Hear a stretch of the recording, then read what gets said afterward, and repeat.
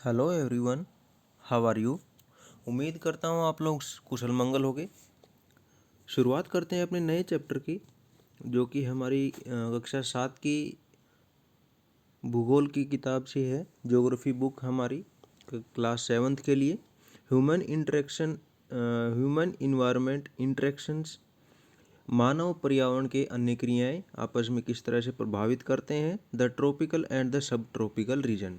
और इस चैप्टर में हम बात करेंगे the tropical and the sub tropical region की, जो हमारे उष्णकटिबंधीय और उपोष्ण प्रदेश हैं उनकी। ठीक है, तो एक बार देख लेते हैं भाई। हमारे जो पिछला चैप्टर था इसमें, तो उसमें हमने ये अलग अलग कटिबंध के बारे में हमने देखा था भाई। तो उसमें एक बार हम रिवाइज कर लेते हैं उसको। तो इस चैप्टर में कौन से हैं, तो मेनली इस चैप्टर में हम देखेंगे ये जो है हमारा 0 डिग्री, जिसे हम इक्वेटर कहते हैं, और उसके जो दोनों तरफ के इस एरिया के बारे में। तो इस ये 20 डिग्री नॉर्थ और 20 डिग्री साउथ के लगभग हमारे चैप्टर में ये 10 डिग्री का दे रखा है। तो इस चैप्टर के आसपास का जो इलाका है हम उसके बारे में पढ़ेंगे भाई। उसमें किस तरह की वनस्पति है और किस तरह के जो जीव जंतु हैं वो हैं भाई, आपस में किस तरह से अंतःक्रिया करते हैं। तो चलिए देखते हैं इस चैप्टर को। तो हमारा चैप्टर शुरू होता है एज यूजुअल एक कहानी से। रेणुका नाम की एक लड़की है, जो उसके अंकल हैं श्रीकांत। वो काफ़ी दिनों के बाद घर आए हैं, करीबन 4 महीने के बाद। उनके अंकल हैं भाई wild life photographer. Wild life photographer हैं उसके जो चाचा हैं वो वन्य जीव के फोटोग्राफी करते हैं और दूर दूर तक उसके लिए यात्रा करते हैं। तो भाई रेणुका के जो अंकल थे उन्होंने बचपन से ही जो जब रेणुका छोटी थी तब से ही उनको फोटो और किताबें दिखाई थी, इसलिए रेणुका को इसमें वन्य जीवन में थोड़ा इंटरेस्ट जागृत हो गया भाई। उसकी रुचि हो गई थी उसमें।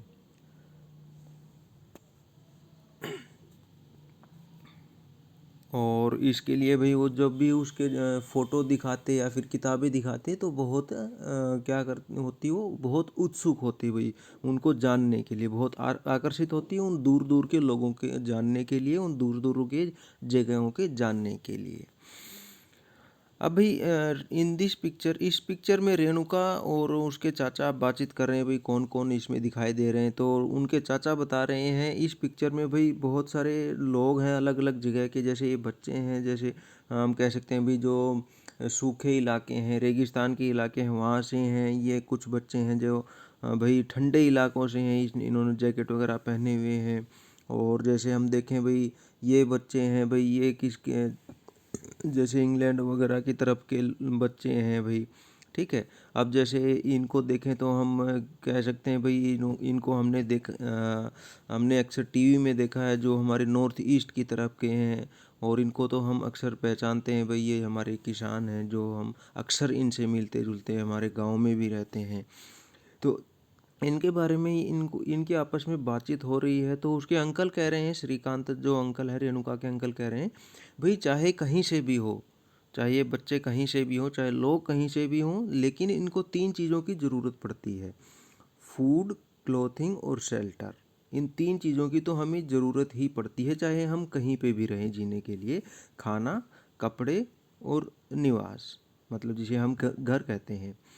और उसके बाद क्या कहते हैं भाई, ये जो बच्चे हैं चाहे वो कहीं पे रहें, चाहे वो रेगिस्तान में रहें, चाहे ठंडे इलाकों में रहें, चाहे हम लोग हों, तो वो सारे के सारे क्या काम करते हैं भाई, वो खेलते हैं, कूदते हैं, नाचते गाते हैं, लड़ाइयाँ झगड़े करते हैं, फिर दोस्त बन जाते हैं और घर के कामों में हेल्प करते हैं।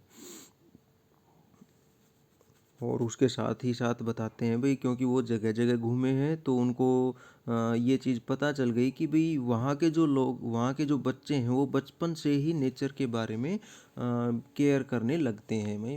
मतलब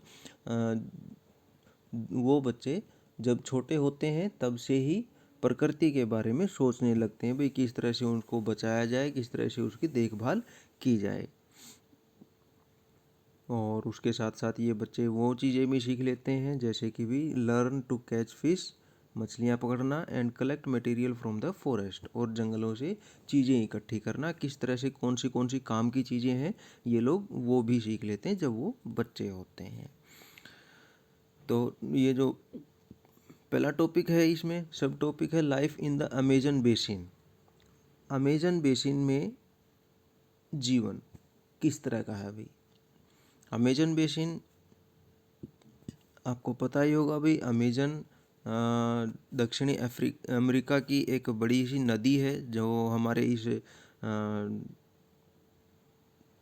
मैप में भी दी गई है।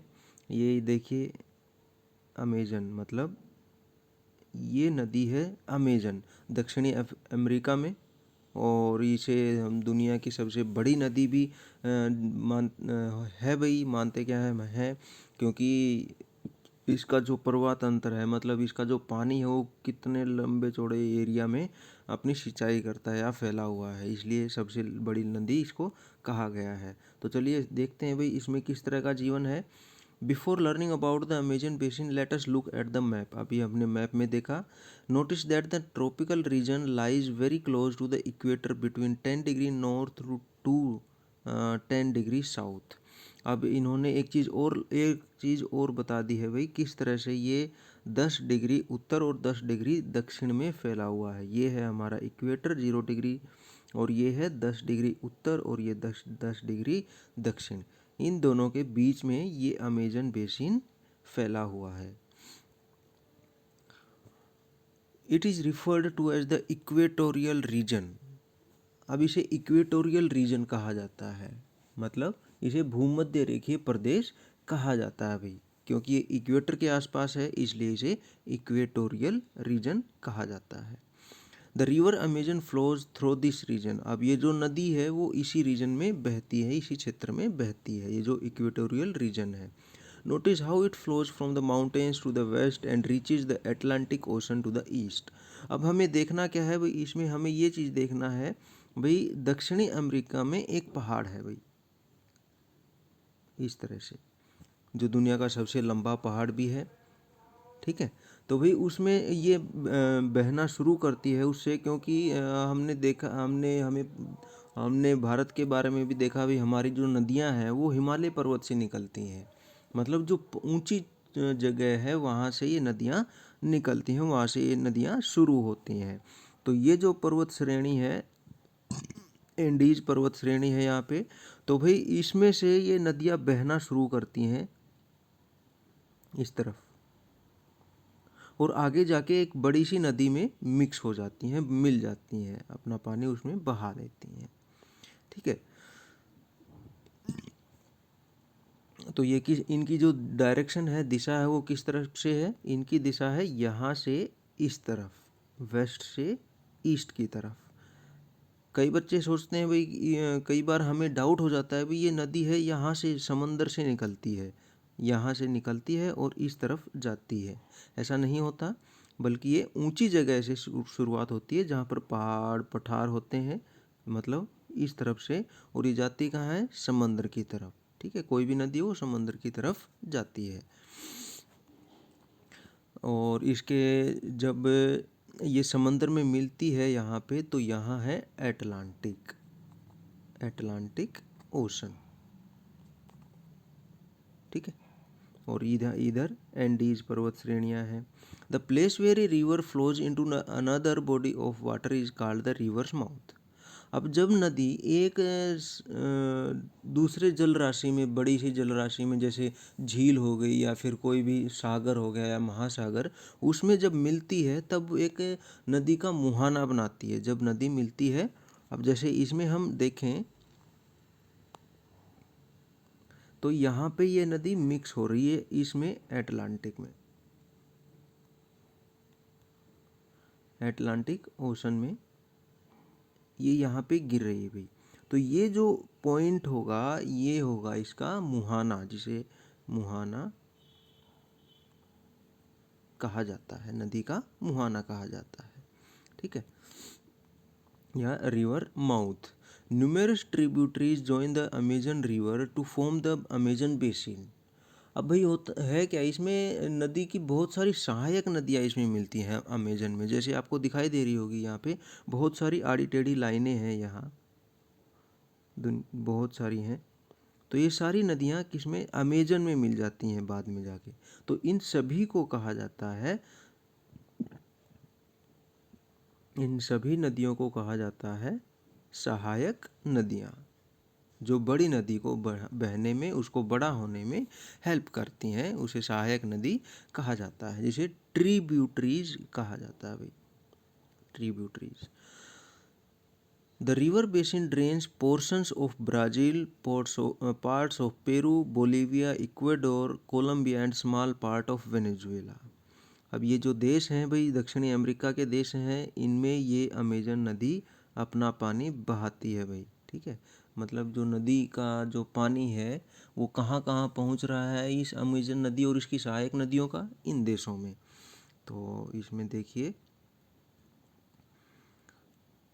जो यहाँ से शुरुआत करते हैं तो Bolivia, Peru, Ecuador, Colombia, Venezuela है, गुयाना में कुछ हिस्सा है, कुछ सूरीनाम में है और अधिकतर हिस्सा ब्राज़ील में है, ठीक है। तो ब्राज़ील में ये नदी है, ब्राज़ील है दक्षिणी अमेरिका में। अब यहाँ पे क्या कह रहा है भाई, tributary these are the small rivers that join the main river along with all its tributaries that drain an area forms a river basin और कैचमेंट एरिया। अब ये ट्रिब्यूटरीज क्या होती हैं, जो सहायक नदियाँ हम जिसे हम कहते हैं, ये छोटी छोटी नदियाँ होती हैं जो एक बड़ी सी या फिर मुख्य नदी में मिल जाती हैं आगे चल के। और ये मुख्य नदी जो होती है और जिस क्षेत्र में अपना पानी बहा कर ले जाती है, उस क्षेत्र उस क्षेत्र में अपना बनाती है बेसिन।